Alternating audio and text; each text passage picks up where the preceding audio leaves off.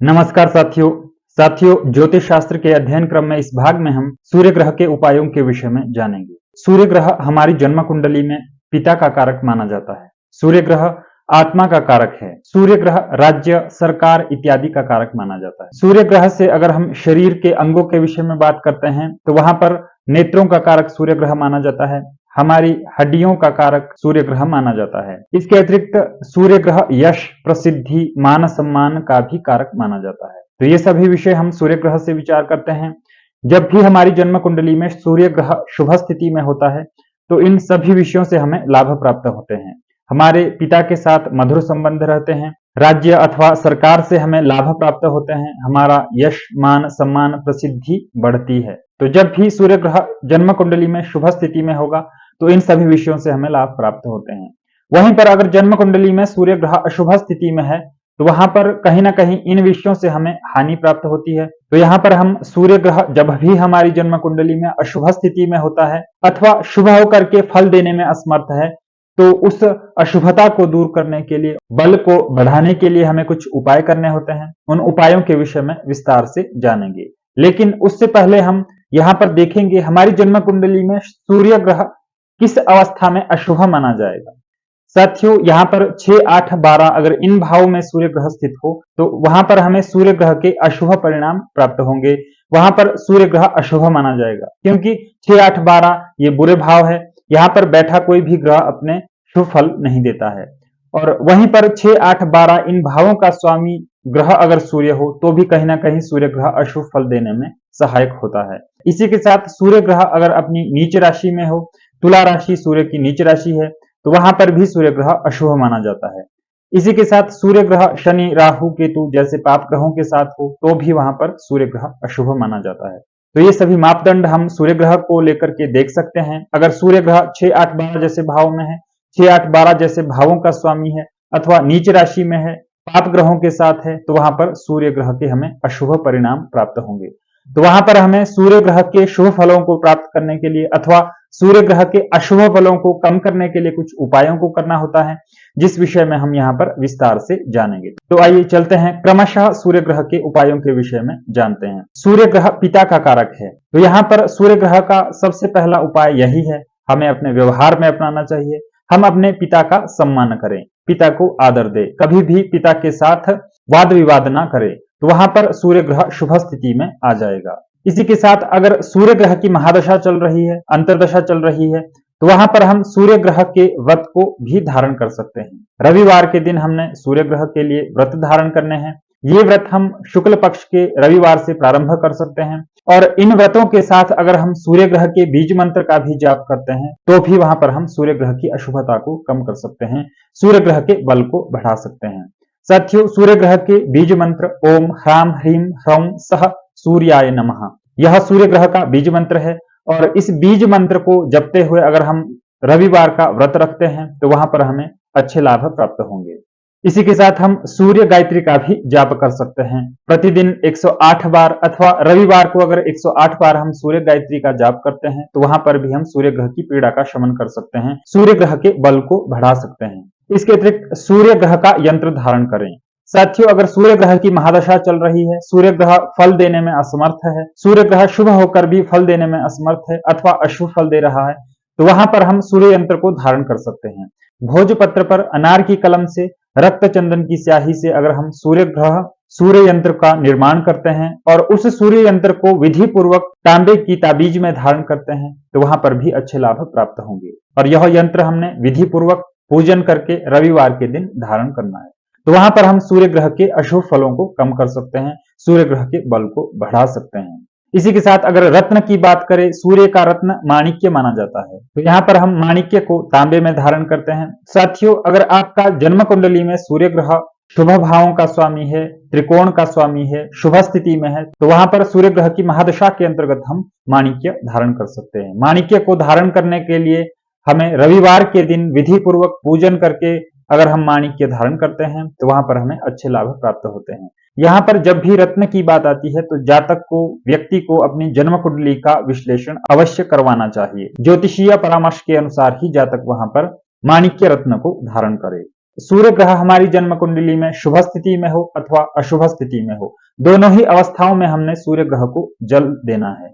सूर्य ग्रह को हम नित्य अगर जल देते हैं तो वहां पर हमें अच्छे लाभ प्राप्त होते हैं। तांबे के पात्र में जल भर करके और उसमें पुष्प अक्षत इत्यादि डाल करके, लाल चंदन इत्यादि डाल करके अगर हम सूर्य ग्रह के मंत्रों के साथ सूर्य ग्रह को अर्घ्य देते हैं, प्रतिदिन अर्घ्य देते हैं, तो वहां पर हमें अच्छे लाभ प्राप्त होते हैं। साथियों, सूर्य ग्रह को अर्घ्य प्रत्येक व्यक्ति को देना चाहिए, क्योंकि सूर्य ग्रह शक्ति का कारक है, प्रकाश का कारक है। इसी के साथ आदित्य हृदय स्तोत्र का पाठ करें। आदित्य हृदय स्तोत्र के पाठ से भी यहाँ पर सूर्य ग्रह की पीड़ा का शमन किया जा सकता है। इसके अतिरिक्त अगर हमने व्यवहार में एक नियम अपनाना है तो यह उपाय की तरह भी कार्य करेगा और यह नियम भी हमारा बन सकता है। हमें रविवार के दिन नमक नहीं खाना है, तो यहाँ पर अगर नमक युक्त भोजन हम रविवार को त्याग करते हैं तो वहां पर भी सूर्य ग्रह की पीड़ा का शमन किया जा सकता है। कार्तिक महात्म्यम का हमें कार्तिक मास में पाठ करना है और इसी के साथ तुलसी के पौधे पर दीपक जला करके जल देना है।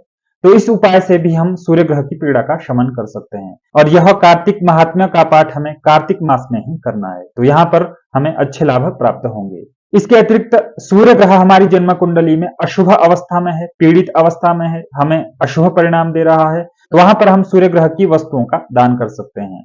यहाँ पर सूर्य ग्रह की दान योग्य वस्तुएं गेहूं, गुड़, लाल वस्त्र, लाल चंदन, घी, स्वर्ण, माणिक्य इत्यादि सूर्य ग्रह से संबंधित दान योग्य वस्तुएं हैं, तो इनका हम दान कर सकते हैं। इसी के साथ ताम्र के पात्र को भी हम सूर्य के लिए दान कर सकते हैं। तो ये सभी दान योग्य वस्तुएं हैं जो कि हमें सूर्य ग्रह की दशा महादशा के अंतर्गत दान करनी चाहिए अगर हमारी जन्म कुंडली में सूर्य ग्रह अशुभ स्थिति में है। इसी के साथ व्यवहार में अपनाया जाने वाला उपाय, हमें प्रत्येक दिन लाल चंदन का तिलक लगाना है।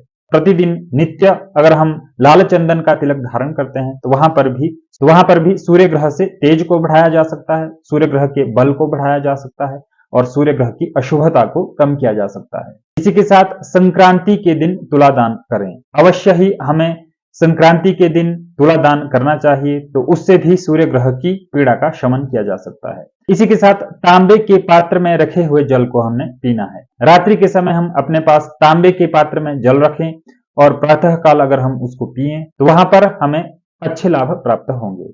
इसी के साथ मदार की जो जड़ है, मदार का पौधा है, उसकी जड़ को हमने रविवार के दिन जल देना है। तो आपके आसपास अगर मदार का पौधा है तो उसकी जड़ को अगर जल दें तो वहां पर भी हमें अच्छे लाभ प्राप्त होते हैं, सूर्य ग्रह की पीड़ा को कम किया जा सकता है। इसी के साथ अगर वनस्पति की बात करें तो सूर्य ग्रह से संबंधित वनस्पति बिल्व पत्र की जड़ को हमने विधि पूर्वक ला करके अगर हम उसको तांबे की ताबीज में अथवा चांदी की ताबीज में रख करके धारण करते हैं, विधि पूर्वक उसकी प्राण प्रतिष्ठा करके पूजन करके अगर हम उसको धारण करते हैं तो वहां पर भी सूर्य ग्रह की पीड़ा का शमन किया जा सकता है, सूर्य ग्रह के अशुभ प्रभावों को कम किया जा सकता है। शिव आराधना, यह सूर्य ग्रह की पीड़ा को दूर करने का एक सर्वोत्तम उपाय है, सर्वश्रेष्ठ उपाय है। हमें शिव की आराधना करनी चाहिए। शिव मंदिर जाकर के शिव को पुष्प अर्पित करके, जल अर्पित करके अगर हम नित्य शिव आराधना, शिव पूजा, शिव पूजन अगर हम अपने जीवन में अपनाते हैं तो वहां पर भी सूर्य ग्रह की पीड़ा का शमन किया जा सकता है। बहते हुए जल में गुड़ बहाना है। रविवार के दिन हम इस उपाय को कर सकते हैं अथवा शुक्ल पक्ष के रविवार को अगर हम इस उपाय को करते हैं तो वहां पर हमें अच्छे लाभ प्राप्त होंगे। सूर्य ग्रह अशुभ स्थिति में है तो वहां पर अशुभ फल को कम किया जा सकता है। रविवार के दिन हमने बहते हुए जल में गुड़ बहाना है और यहाँ पर हम गुड़ की मात्रा को अपने सामर्थ्य के अनुसार रख सकते हैं। 7 रविवार के दिन हमने सफेद मदार की लकड़ी से आहुति देनी है। 108 बार हम उस लकड़ी को घी में डुबो करके अगर सूर्य ग्रह के मंत्रों के साथ आहुति दे तो वहां पर भी हमें सूर्य ग्रह की पीड़ा का शमन कर सकते हैं। साथियों, सूर्य ग्रह के बल को बढ़ाने के लिए एक ऐसा उपाय, यहाँ पर हमने मदार की रुई लेकर के उसको घी में डुबोकर जला करके अगर हम उसको एक टक देखते हैं, कुछ समय हमने उसको एक टक देखना है अथवा अपने सामर्थ्य अनुसार हम यह उपाय कर सकते हैं, तो वहां पर भी हमें सूर्य ग्रह अगर निर्बल है, फल नहीं दे रहा है, तो हम इस उपाय को करके वहां पर सूर्य को बलि कर सकते हैं। इसी के साथ लाल गाय को हमने रविवार के दिन दोनों हाथों में गेहूं लेकर के खिलाना है। साथियों, यहाँ पर जब भी हम गाय के पास गेहूं लेकर के जाएं तो किसी पात्र में ना खिलाकर अपने हाथों से अगर हम गेहूं को लाल गाय को खिलाते हैं तो वहां पर भी हमें अच्छे लाभ प्राप्त होंगे। सूर्य ग्रह के अशुभ फल को हम कम कर सकते हैं, अशुभ प्रभाव को दूर कर सकते हैं। इसी के साथ नवग्रह का स्तोत्र जो सभी ग्रहों की शांति के लिए, सभी ग्रह के बल को बढ़ाने के लिए हम कर सकते हैं। हमें प्रतिदिन नवग्रह स्तोत्र पाठ करना चाहिए। नवग्रह स्तोत्र पाठ एक ऐसा पाठ है, यहाँ पर हम केवल एक स्तोत्र पाठ करके सभी 9 के 9 ग्रहों को शांत कर सकते हैं। अगर अशुभ अवस्था में है, शुभ अवस्था में है, उनको और ज्यादा शुभ कर सकते हैं, उनका बल बढ़ा सकते हैं। तो इस तरह से हमने यहाँ पर सूर्य ग्रह के उपायों के विषय में जाना। साथियों, उपायों के विषय में हमने इस श्रृंखला में 9 के 9 ग्रहों के उपायों के विषय में चर्चा की है।